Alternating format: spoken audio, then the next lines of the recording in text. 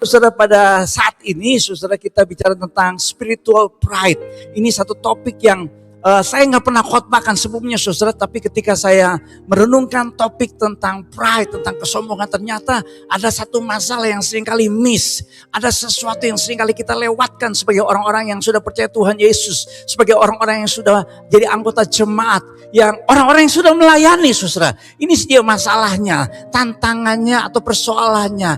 Ini yang disebut sebagai kayak duri dalam daging buat banyak orang-orang yang mungkin saudara sudah lama jadi orang Kristen, sudah lama jadi anggota jemaat, bahkan yang sudah melayani. Saudara, ada yang mengatakan ada 4 kategori kesombongan, saudara. Yang pertama, kesombongan karena kekayaan, karena dia punya materi, flexing, pamer uangnya, ya pamer mobilnya. Jadi sekarang saya sudah tayangkan berapa kali, saudara, masalah-masalah yang dihadapi sekarang oleh para pejabat ketika mereka flexing, istrinya flexing kekayaan, suaminya diturun jabatan. Itu kesombongan karena kekayaan. Yang kedua, kesombongan karena kekuasaan, karena dia punya jabatan, karena dia punya pengaruh, dia punya semacam kayak power, sehingga dia bisa menekan orang, bisa mengayomi orang, bisa menyalahgunakan kekuasaannya karena kesombongan kekuasaan. Yang ketiga, karena kesombongan karena fisik, dia cantik, dia keren, dia ganteng kayak tukang sekoteng yang belum matang. Biasanya 3 hal ini yang kita bicara tentang kesombongan. Tapi yang keempat ini yang saya mau bicarakan sepanjang hari ini, saudara. Terus terang saya menggumuli firman Tuhan ini, saudara, sampai jam 9 malam lewat, saudara, kemarin. Baru selesai, saya bongkar kiri kanan, saudara. Ya, bukan bongkar mobil ya gitu ya, bukan bongkar gudang gitu ya. Maksudnya saya browsing di internet, saya baca buku, saya gali firman Tuhan, saudara. Kelihatannya, saudara, ini masalah yang seringkali kita abaikan. Sehingga saya menemukan sebuah ungkapan yang berkata begini, kesombongan rohani seperti maaf, bau badan atau bau mulut. Orang lain bisa menciumnya, tapi kita tidak menciumnya. Saya ulangi lagi, saudara. Kesombongan rohani itu maaf, seperti bau mulut atau bau badan. Orang bisa menciumnya, tapi kita tidak menciumnya, saudara. Jadi dengan kata lain, kita tidak tahu bahwa kita sedang punya masalah ini. Saya browsing di internet, saudara, ada sebuah survei. Why are so many evangelical Christian leaders caught in scandals? Kenapa ada banyak pemimpin gereja yang disebut dengan evangelical Christians? Di Amerika dibagi 2, ada liberal Christians, ada evangelical Christians. Kalau evangelical Christians itu berbeda dengan liberal Christians. Kalau liberal Christians mereka setuju dengan aborsi, mereka setuju dengan LGBT, itu liberal Christians. Tapi evangelical Christian adalah orang-orang Kristen yang percaya Tuhan Yesus sebagai Tuhan dan Juru Selamat. Evangelical Kristen percaya Alkitab adalah firman Tuhan. Evangelical Kristen adalah orang-orang yang sungguh-sungguh meyakini imannya berdasarkan firman Tuhan. Tapi justru yang disebut orang-orang Kristen evangelical, Injili dalam bahasa Indonesianya, itu banyak skandalnya. Saudara, ditemukan hasil survei. Ada 3 sebab utama mengapa berbagai skandal di kalangan pemimpin gereja Injili terjadi. Yang pertama, ini peperangan rohani. Karena tanpa sadar, saudara, orang tersebut, mimpin gereja itu, hamba Tuhan ini, buka diri, buka celah. Sehingga, saudara, kuasa gelapan roh jahat yang menguasai hidup dan jatuh. Yang kedua, saudara, itu karena imannya iman abal-abal. Dia belum siap jadi pemimpin. Dia belum siap jadi gembala. Dia belum siap melayani. Kita mengatakan jangan kasih tugas pelayanan buat orang yang baru bertobat. Karena kenapa? Imannya belum kuat. Tapi yang ketiga, saudara, ditemukan karena kesombongan. Saudara-saudara, kita mengatakan kecongkakan mendahului kehancuran dan tinggi hati mendahului kejatuhan. Tiap pagi penatua kita Om Andreas Munansa selalu kirim ayat. Salah satu ayat yang Om Andreas kirim, selalu Om Andreas kirim ayat-ayat sesuai dengan tema kita bulan ini. Ini salah satu ayat yang Om Andreas kirim di grup WhatsApp atau di grup ya atau di handphonenya Om Andreas. Buat kontak listnya. Kencongkakan mendahului kehancuran dan tinggi hati mendahului kejatuhan. Saya punya 3 buku tentang Billy Graham. Karena Billy Graham dianggap penginjil yang paling banyak berkhotbah buat umat manusia dan menangkan jiwa buat Tuhan Yesus. Kurang lebih, saudara, ini belum zamannya internet ya. 1,2 miliar orang langsung mendengar khotbahnya Billy Graham.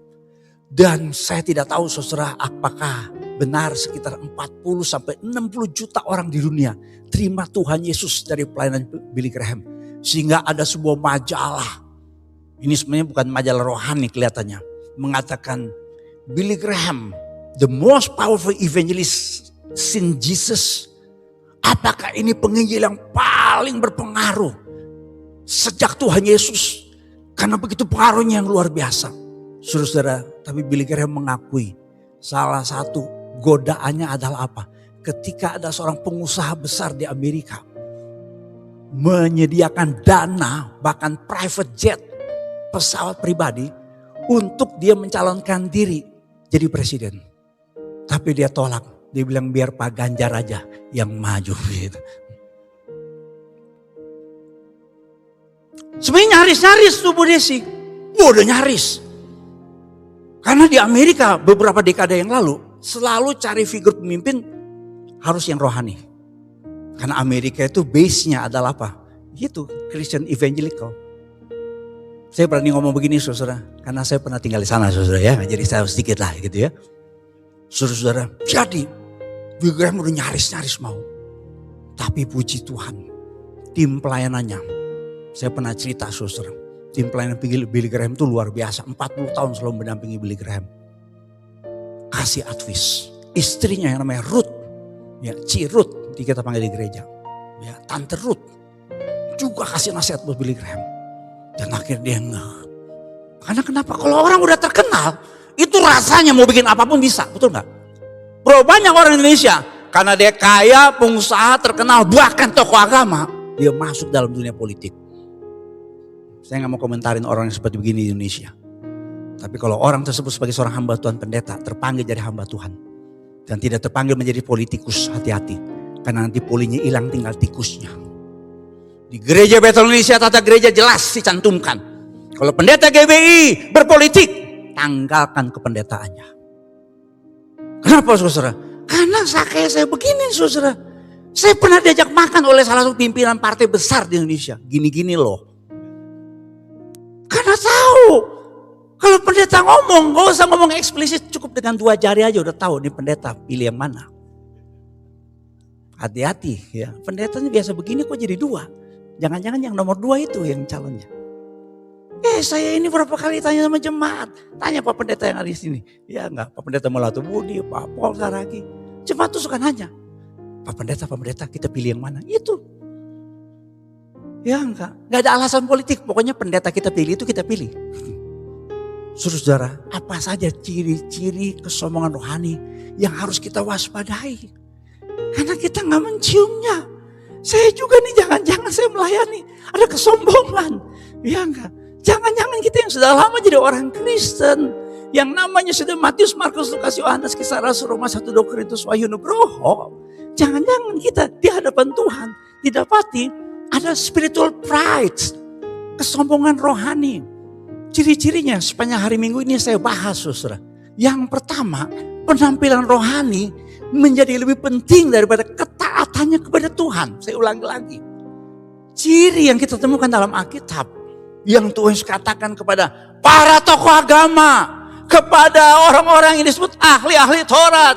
Orang-orang Farisi yang siang malam ada di rumah sembahyang. Yang siang malam ada di bait Allah. Yang siang malam menghubungi Taurat Tuhan. Tetapi Tuhan katakan semua pekerjaan yang mereka lakukan hanya dimaksudkan untuk dilihat orang. Mereka memakai tali sembahyang yang lebar dan jubah yang panjang. Pada zaman itu ada kelompok yang disebut dengan orang-orang Farisi. Ini orang-orang yang mengkhususkan diri dalam bidang rohani. Kalau zaman sekarang kita bilang ini pendeta-pendeta. Pimpinan sinode. Majelis-majelis di gereja. Mereka memimpin spiritual. Yang mereka saudara sepertinya disebut sebagai orang-orang saleh. Mereka punya akar dari kelompok Hasidim. Ini kelompok yang memisahkan diri dari orang biasa. Ini yang kalau jalan selalu Pak Boy nunduk. Bukan nyari logam yang jatuh. Bukan nyari masker yang jatuh gitu ya. Mereka nunduk takut apa? Karena mereka melihat hal-hal duniawi. Melihat hal-hal yang membuat mereka bisa kekudusannya luntur. Jadi mereka jalannya nunduk. Makanya ada ejekan. Orang Farisi itu hidungnya bengkok dan berdarah. Kenapa? Karena kalau mereka jalan nunduk, mereka ngelihat ada tembok di depan. Sehingga mereka tabrak tembok dan hidungnya orang Yahudi mancung-mancung. Jadi hidungnya nabrak saudara tembok duluan. Hidungnya jadi bengkok dan berdarah. Ada ungkapan dalam bahasa Inggris, the bleeding nose of Pharisees. Mereka pakai tali sembahyang kemanapun juga. Dalam bahasa Ibrani-nya disebut tefilim. Ini adalah gambaran saudara orang-orang yang waktu itu orang-orang yang disebut dengan pius, orang-orang suci, orang-orang saleh, Farisi, Pares, dipisahkan. Mereka pakai jubah yang panjang, ya. Mereka pakai yang disebut dengan sits, ya. Saya selidiki sedikit saudara, mereka pakai jubah yang panjang, ya. Wah, seperti kayak sekarang tuh ada stola gitu ya. Kalau di gereja-gereja Protestan, pendeta-pendeta yang pakai stola, tergantung. Kalau Jumat Agung stolanya warna merah, kalau pas Paskah warna ungu, karena mama saya pendeta GPB, jadi saya tahu saudara ya. Nah, stolanya tuh beda-beda. Ya, pastor Katolik pun juga demikian, ya enggak. Jadi orang Yahudi itu sudah mendahului dengan aksesoris rohani, saudara. Tapi Tuhan Yesus menegur mereka. Tuhan Yesus menegur mereka dengan berkata, "Silakanlah kamu." Saudara, Tuhan Yesus mengatakan, "Hai ahli Taurat dan orang-orang Farisi, hai kamu orang-orang munafik, sebab cawan dan pinggan kamu bersihkan sebelah luarnya, tapi sebelah dalamnya penuh dengan rampasan dan kerakusan. Hai orang Farisi yang buta." Ini kan bukan buta jasmani, ini buta rohani. Bersihkanlah dahulu sebelah dalam cawan itu, maka sebelah luarnya juga akan bersih. Tuhan Yesus mengecam yang namanya ahli-ahli orang-orang Farisi. Mereka mengajarkannya bisa. Maka Yesus mengatakan dalam ayat yang ketiga, "Sebab itu turutilah dan lakukanlah segala sesuatu yang mereka ajarkan kepadamu. Tetapi janganlah kamu turuti perbuatan-perbuatan mereka." Karena mereka mengajarkannya, tetapi tidak melakukannya. Kalau sudah baca baik-baik dalam Injil Matius pasal 23, ada 8 ayat ungkapan munafik. Ada 8 ungkapan di dalam ayat 8, munafik. Dimulai dengan ungkapan, celakalah kamu, celakalah kamu, celakalah kamu. Cilokolokhwe. Itu bahasa Jermannya. Apa artinya munafik? Dari kata Yunani, hupokritos. Hupokritos itu artinya orang yang pakai topeng.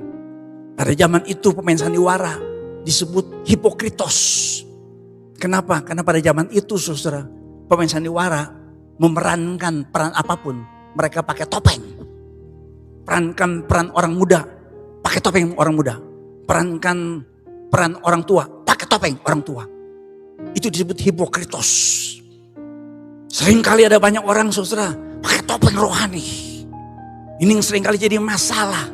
Karena praktek keagamannya supaya dilihat orang. Dalam Matius 6 ayat yang pertama, Tuhan Yesus mengecam, "Ingatlah, jangan kamu melakukan kewajiban agamamu di hadapan orang supaya mereka dilihat mereka." Mereka berdoa di pinggir-pinggir jalan, di tikungan-tikungan jalan, bikin macet. Sehingga orang bisa melihat, wah ini orang-orang rohani. Ketika mereka berpuasa, orang Ambon bilang nih, Pak Yoram, muka bangka. Bikin muka sedih. Bikin muka yang orang tahu dia lagi puasa. Saudara-saudara, mereka dilihat orang supaya orang berkata, wah mereka sedang melakukan ibadah. Aksesoris, penampilan luar, penampilan rohani lebih penting daripada ketaatan. Sudah bandingkan ajaran orang Farisi dengan Tuhan Yesus. Orang Farisi punya fokus ajaran peraturan agama. Makanya sudah lihat orang Farisi dengan orang Saduki dan ahli-ahli Taurat pada zaman itu selalu memperdebatkan ayat-ayat kitab Taurat atau kitab para nabi dengan Tuhan Yesus. Tapi Tuhan Yesus datang ke dalam dunia bukan menjadi seorang ahli agama. Tuhan Yesus datang ke dalam dunia bukan menjadi pendiri agama. Tapi Tuhan Yesus datang untuk menyatakan kasih karunia Allah yang kita peringati dalam peristiwa Paskah. Dasar ajarannya adalah apa? Dia harus taat, orang-orang Farisi. Ahli-ahli Taurat harus taat supaya mereka dikasih Tuhan. Tapi kasih karunia tidak bicara begitu. Karena kita mendapatkan kasih karunia dari Tuhan. berdasarkan kasih Allah, maka kita menjalani kebenaran firman Tuhan. Ketaatan kita karena kita mengasihi Tuhan. Amin. Maka Tuhan berkata, dari seluruh hukum Taurat ada 613 peraturan agama orang Yahudi.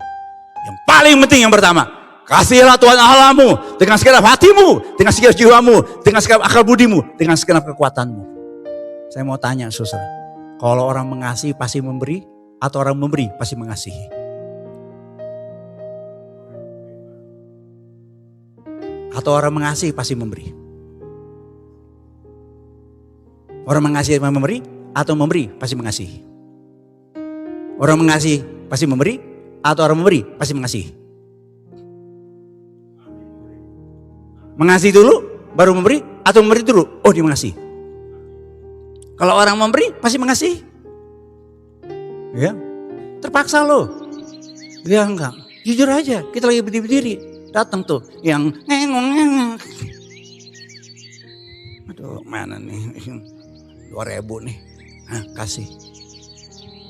Saudara mengasihi itu orang-orang yang minta duit dengan cara yang bahasa Inggris itu annoying. Ada pada gue nganggu. Ya enggak? Ya. Jadi kalau orang mengasihi pasti memberi atau orang memberi pasti mengasihi. Nah, ini benar nih saudara. Ya, ada banyak orang saudara melakukan kewajiban agama, ketaatannya. Bukan karena dia mengasihi Tuhan.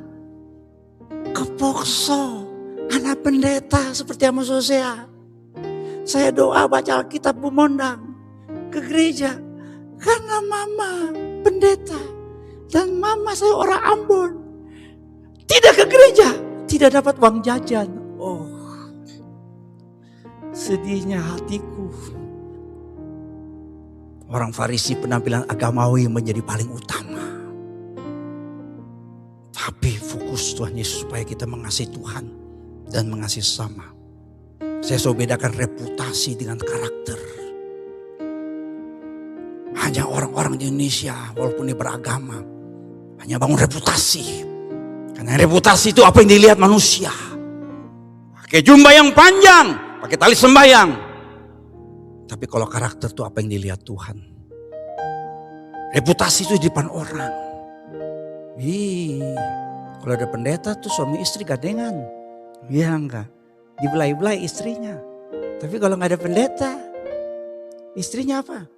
Dibentak-bentak. Kenapa? Ada tulang di tenggorokan. Reputasi itu cuma bayangan aja. It's only a shadow. Tapi karakter itu aslinya orang. Kalau reputasi itu hal-hal lahiriah. Ya, bagi-bagi sembako. Suka kasih uang sama orang. Bukan berarti salah, nggak salah saudara ya. Berarti ini, ya enggak. Tapi harus dari hati. Karena kenapa saudara? Karena di Alkitab kita menemukan ada 2 orang yang selalu saudara jadikan semacam kayak perbedaan kontras. Yang pertama namanya Raja Saul, yang kedua Raja Daud. Raja Saul itu raja pertama orang Israel. Tapi berakhir tragis hidupnya Raja Saul. Daud ketika dia dilantik, diurapi jadi raja. Alkitab mengatakan mukanya masih kemerah-merahan. Masih imut-imut makan semut sama lumut. Itu Daud. Tetapi sudah lihat perbedaannya. King Saul. King Saul disebut sebagai a man after people's praise. Orang yang selalu mau dapat pujian dari manusia. Kalau kita melayani, kita melakukan aktivitas karena mau dapat pujian dari manusia. Itu rohnya Saul. Tapi Daud adalah a man after God's own hearts. Berapa banyak skandal yang terjadi di Amerika Serikat. Skandal-skandal para pemimpin. Ngeri saudara. Berbagai skandal para pemimpin gereja di Amerika Serikat. Itu yang membuat saudara kekristenan di Amerika Serikat mengalami penurunan. Sebuah survei ditanya, mengapa orang-orang muda tidak lagi beribadah? Top 5 reasons church dropouts say they stop attending church. Ada jawaban yang mengkhawatirkan saya saudara. Yang harus menjadi concern buat kita semua. Kenapa? Karena anak-anak muda melihat di Amerika Serikat ya, bukan di White Hasim saudara. Ya. Just members seems ya, seemed judgmental and hypocritical. Hypocrites. Hipokrit, munawir, suka menghakimi. Jadi artinya apa? Ada banyak anak-anak tidak lagi ke gereja. Karena dia lihat papa mamanya di gereja dengan di rumah beda. Papa mamanya di gereja kayak malaikat jalannya. Tidak nginjek tanah Pak Boy, melayang-layang sehingga gak perlu pakai gokar. Dia melayang-layang karena tinggal sayapnya doang ditaruh, jadilah mereka malaikat. Tapi di rumah orang tua tahu persis. Ya, anak-anak tahu persis kelakuan orang tua. Wah, ini tantangan besar. Ya, karena saya mengatakan saudara, our action speaks louder than words. Yang artinya apa saudara? Jangan buang sampah sembarangan. Tindakan kita bicara lebih keras daripada kata-kata kita. Orang tua, mungkin kita nggak bisa ngomong banyak ayat firman Tuhan buat anak kita. Papa, mama, opa, oma, opung, engkong. Mungkin kita nggak bisa bicara banyak mengupas ayat firman Tuhan. Tapi kalau cucu anak kita lihat, pembantu di rumah, supir kita lihat. Ada surat Kristus yang tertulis yang dibaca. Saudara, dia pasti taat. Saya termasuk yang bersyukur. Ya, kalau mau dibandingkan saudara, mama saya jauh lebih rohani daripada bapak saya. Ya, tetapi saudara, saya berani mengatakan remnya saudara di rumah tuh ada. Kenapa? Karena saya lihat ada keteladanan, karakter. Saudara, saya tidak mengatakan kita nggak boleh saudara pakai aksesoris rohani, tapi kita harus pentingkan yang namanya ketaatan karena itu bicara karakter. Ada ungkapan dalam bahasa Inggris, a bad character is like a flat tire. You cannot go anywhere until you change it. Karakter yang buruk itu seperti ban kempes, bukan kempes lagi, kempes. Suaranya saudaranya Mario Kempes, pemain sepak bola Argentina yang top dulu. Kita harus ganti tuh ban kempes. Kalau tidak, mobil kita nggak bisa pergi kemana-mana. Biar ada bensinnya, biar mesinnya oke. Tapi kalau bannya saudara kempes, kita nggak bisa pergi kemana-mana. Birgem pernah berkata, hamba Tuhan ini pernah berkata, when wealth is lost, nothing is lost. When health is lost, something is lost. But when character is lost, semuanya hilang. Saudara, saya mau tanya sama jemaat Tuhan, mana yang lebih banyak kita doakan dalam pokok doa kita? Berkat jasmani atau berkat rohani? Mana yang selalu kita gumuli? Kesembuhan fisik kita atau pemulihan karakter kita dalam Kristus? Karena kalau saudara baca dalam Roma pasal 6 ayat 4, kuasa kematian dan kebangkitan Kristus adalah apa? Mengubah kita menjadi manusia baru. Kata baru di sini bukan baju baru seperti lebaran. Saya dulu pelayanan di Jawa Tengah, itu kalau lebaran itu mebel itu habis, bis toko mebel habis. Karena semua mesti baru. Nggak tahu ya kalau sekarang. Dulu dari Jawa, saya dari Klaten, Kalasan, saya lihat habis. Itu yang namanya pas lebaran. Kita kayak lagi lihat fashion show. Bukan show lagi, show. Wow, semua bajunya. Tapi kalau kita bicara hidup baru, bukan penampilan di luar yang baru. Tapi ini manusia batin yang diperbaharui. Saudara-saudara, apa yang menjadi tujuan kita pakai aksesoris? Kalung salib. Saya lihat sekarang pendeta-pendeta, kalau sekarang khotbah, saya punya teman pendeta Protestan, dia pakai toga, satu angkatan, dia jadi pendeta Protestan. Kalau saya lihat postingannya, sekarang pendeta Protestan tuh pakai toga, pakai stola dan kalung salib. Saya pikir juga, kayaknya gereja Katolik dulu begitu. Sekarang pendeta Protestan pakai kalung salib dan kalung salibnya besar. Saya langsung kebayang orang Ambon. Orang Ambon itu kalau ke gereja, nggak tahu kalau sekarang ya. Itu di Ambon, ya enggak. Saya dulu di Makassar, di komunitas orang Ambon. Di Makassar itu ada namanya daerah Gunung Nona, itu Ambon semua. Itu ada GPIB di situ, ya enggak. Jadi saya masuk GPIB di situ, itu orang Ambon semua. Ya gelap semua. Dan hari Minggu kalau orang Ambon, Itu kaleng salibnya, kalung salib besar-besar. Karena mereka berkata beta pikul salib. Postingan rohani kita di sosmed. Jangan-jangan saudara, itu hanya aksesoris di luar. Karena saudara beda antara yang di luar dengan yang di dalam, kata Tuhan Yesus. Kalau Tuhan mau dipermuliakan, bukan dengan aksesoris kita, kata Tuhan Yesus. Mereka melihat perbuatanmu yang baik, buah roh, dan memuliakan Bapamu di sorga. Saudara-saudara, kita akan mudah terjebak ke dalam kesombongan rohani. Ketika kekristenan kita lebih fokus, lebih berfokus kepada hal lahiriah. Saya berdoa saudara, supaya kuasa, kematian dan kebangkitan Kristus itu mengubah hidup kita. Manusia batinnya kita diperbaharui dari hari ke hari. Sehingga ada kasih, sukacita, damai sejahtera, kesabaran, kemurahan, kebaikan, kesetiaan, kelemah lembutan, dan penguasaan diri. Itu yang nyata dalam kehidupan kita. Yang setuju katakan amin. Berikan kemuliaan buat Tuhan kita, puji Tuhan. Haleluya. Yang kedua saudara, karakteristik dari orang-orang yang disebut kesombongan rohani adalah penghormatan dari manusia. Menjadi hal yang sangat penting. Dalam apa? Dalam kita melakukan kegiatan rohani. Ahli-ahli Taurat, orang-orang Farisi, mereka suka duduk di tempat terhormat dalam perjamuan dan di tempat terbaik di rumah ibadat. Mereka suka menerima penghormatan di pasar. Dan suka dipanggil orang rabi. Tolong jangan diambil ayat ini secara letterleh ya. Ketika Greater Asyir meminta saudara duduk di depan. Jangan ngomong gini sama Greater Asyir.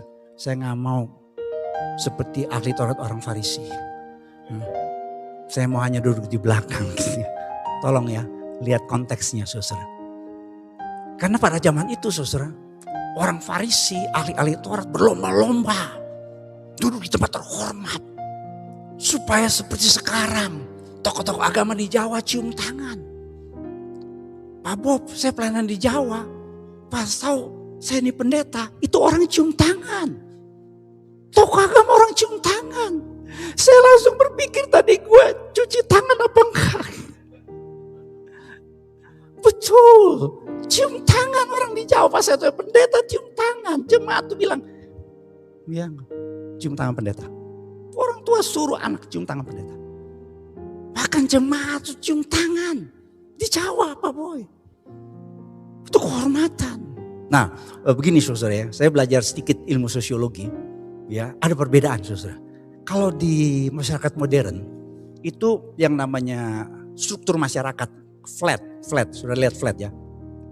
Jadi keluarga, pekerjaan, pendidikan, rekreasi, dan agama itu sejajar. Salah satu kotak. Ya, ini masyarakat modern. Jadi semakin modern biasanya tokoh agama itu yang lu sama aja lah. Ya, seperti kayak misalnya contohnya saudara ya. Di Amerika ya ada pendeta masuk penjara sampai tulis buku I Was Wrong, Jim Bakker. Gak bayar pajak, masuk penjara. Di Australia ada salah satu pemimpin gereja besar, terbesar di Australia. Ada masalah hukum, diproses. Sekarang ada gereja juga saudara di Australia. Ketika menggunakan uang dengan gak benar, diselidiki Pak Bob. Tapi kalau struktur masyarakat tradisional, coba tolong dikasih lihat. Agama itu di tengah, sentral. Sehingga saudara, pemimpin agama dapat hak istimewa. Ya, mana berani ngobok-ngobok beginian di Indonesia nih. Ya enggak. Pemimpin agama dapat tempat terhormat. Ya, tapi Tuhan kasih peringatan. Mereka sudah menduduki kursi Musa. Kursi Musa itu kursi yang kayak gimana saudara? Ini kursi yang menunjukkan posisi. Karena orang Yahudi itu menjadikan Musa, wow, the great leader. Karena kalau saudara baca dalam Keluaran 18:13, Musa memimpin dan mengadili, mengatakan benar atau salah. Itu kursi Musa. Dan ternyata murid-murid Tuhan Yesus pun juga ya pengen dapat penghormatan. Sehingga Yakobus Yohanes punya mama. Ya, namanya Mama Zebedeus. Ya. Mama, tolong Mama. Tolong bicara. Par Tuhan Yesus Tolong Mama. Tolong beta Mama. Gitu. Yakobus Yohanes. Ya. Sehingga Mama Zebedeus datang kepada Tuhan Yesus. Supaya nanti Tuhan Yesus adalah Mesias. Orang Yahudi percaya Mesias adalah Raja. Kalau engkau mau merintah, tolong kasih Yohanes dan Yakobus di sisimu. Jadi Menko. Tolong titip. Ya. Jadi Mama Zebedeus titip pesan. Supaya Yakobus jadi Menko Polhukam. Yohanes jadi Menko apa perekonomian ya? Tolong. Saya coba browsing di internet kemarin. Gereja itu punya masalah perebutan kekuasaan loh. Benar, ini ada jurnal dari I3. Ya, Pak Seba itu alumnus dari I3, Institut Injil Indonesia. Ada naskahnya tuh, ya, jurnalnya, tulisannya. Tentang satu gereja yang ribut susah kekuasaan. Ada mahasiswa Universitas Kristen Tuta Wacana juga tulis. Ini tulisan ilmiah. Satu gereja di Surabaya yang ribut kekuasaan. Nah, ini mohon maaf Pak Bob dengan Ibu Asima. Kan HKBP pernah mengalami krisis. Bu Mondang juga, mohon maaf nih Bu Mondang. Yang orang Batak kan semua kalau orang Batak lahir tuh langsung jadi jemaat HKBP ya begitu ya katanya. HKBP mengalami krisis bukan krisis keuangan. Tapi krisis konflik yang luar biasa. Berapa tahun saudara? Dari tahun 1992 sampai 1998. Oh karena itu gereja tradisional. Gereja karismatik pun juga sama. Sampai masuk di pengadilan. Ada gereja besar di Surabaya. Masuk di pengadilan. Soal apa? Rebutan kekuasaan. Tahun ini pemilihan ketua sinode GBI. Saya boleh lanjut ngomong gak nih? Tiba-tiba saya dimasukin satu grup. Itu toko GBI semua. Sampai kemarin Pak Bob. Cukup sampai sindir. Saya bilang kalau Om Ho masih ada nih. Habis semua nih selesai. Kita disuruh puasa 40 hari, mati kita. Aduh. Ya.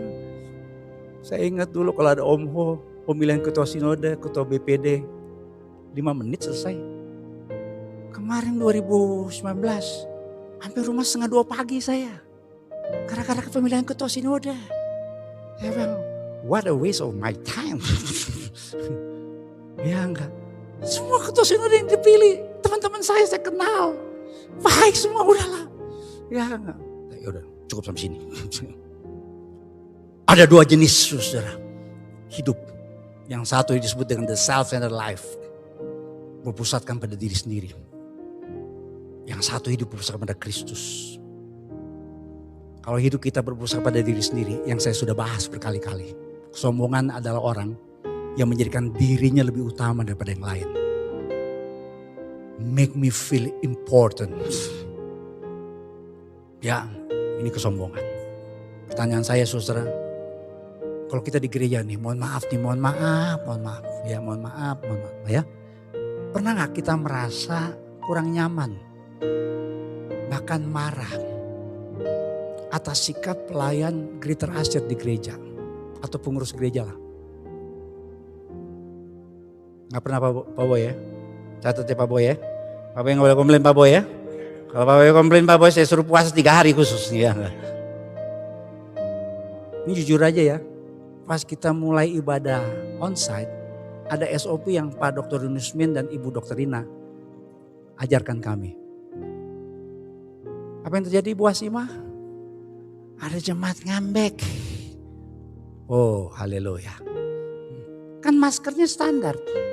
Ya, maskernya itu dari pemerintah. Kita nggak ngada-ngada, betul nggak Pak Dr. Yusmin, Ibu Dr. Rina, betul nggak? Ya kan, standar. Dia pakai masker buatan sendiri. Jadi serbet di dapur digunting gitu ya. Enggak. Nah, Greater Asia kan tugasnya itu. Minta baik-baik, udah diajarin semua, dilatih ya, enggak mau udah. Marah lu. Ya. Kamu tahu nih masker?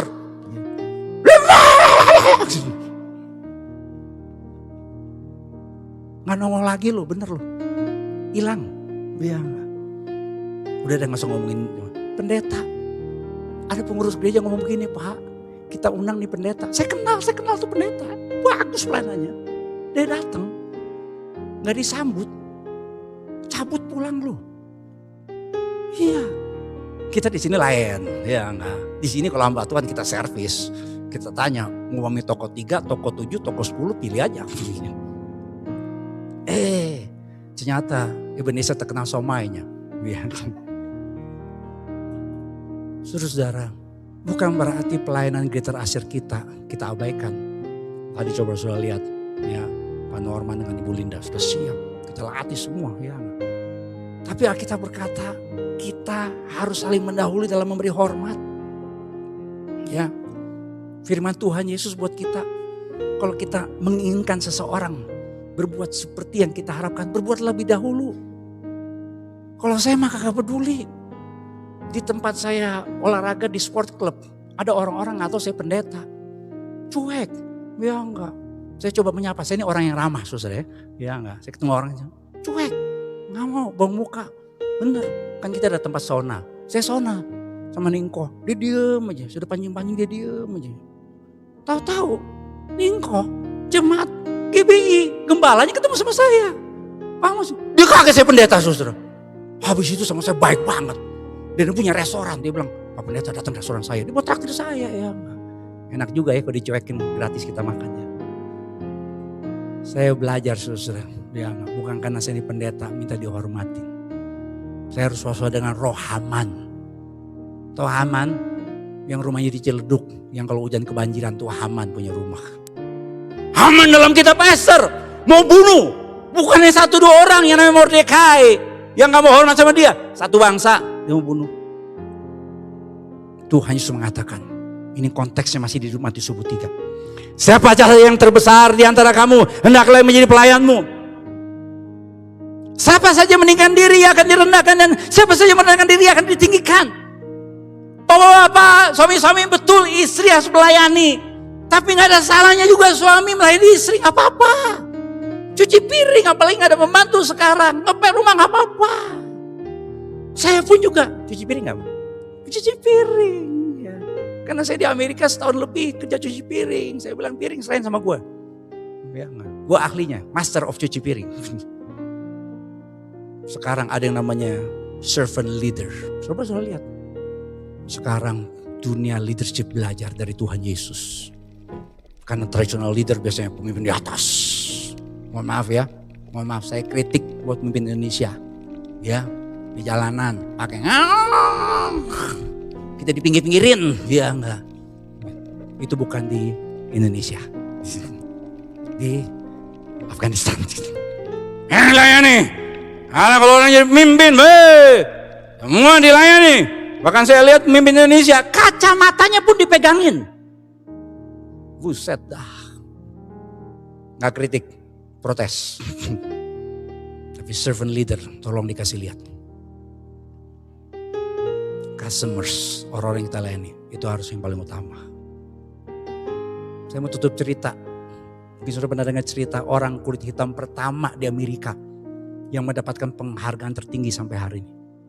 Bukan Barack Obama, bukan. Bukan Barack Obama belakangan si Barack. Ya. Tapi yang pertama-tama ada yang namanya George Washington Carver. Dia adalah orang kulit hitam pertama yang punya gelar Master of Science dalam bidang pertanian. Dia meneliti tentang penggunaan kacang tanah. Siapa pernah makan peanut butter? Yang pernah makan peanut butter? Saudara nanti di sorga cari George Washington Carver. Bilang sama dia, "Thank you sir, I enjoy peanut butter very much. Thank you sir." Kan dia yang menemukan. Dia menemukan. Kita bisa makan peanut butter tuh karena George Washington Carver. Ya, sampai hari ini saya suka. Kadang-kadang Saya nggak makan pakai roti, pakai jari aja. Jijai. Tapi orang kulit hitam di Amerika selalu direndahkan. George Washington Carver adalah orang Kristen yang taat. Waduh, ibunya budak, anak budak. Dia dihina, direndahkan. Tapi dia gak peduli. Dia berkata, saya lakukan ini karena saya mengasihi Tuhan dan mengasihi sesama. Saudara-saudara, kalau saudara buka browsing di internet, kampusnya namanya Iowa State University memberikan dedikasi khusus buat George Washington Carver. Dia masuk dalam satu kelompok orang kulit hitam berpengaruh di Amerika Serikat. Kenapa saudara? Karena dia selalu belajar merendahkan hati seperti Kristus. Orang yang sombong selalu mencari penghormatan dari manusia.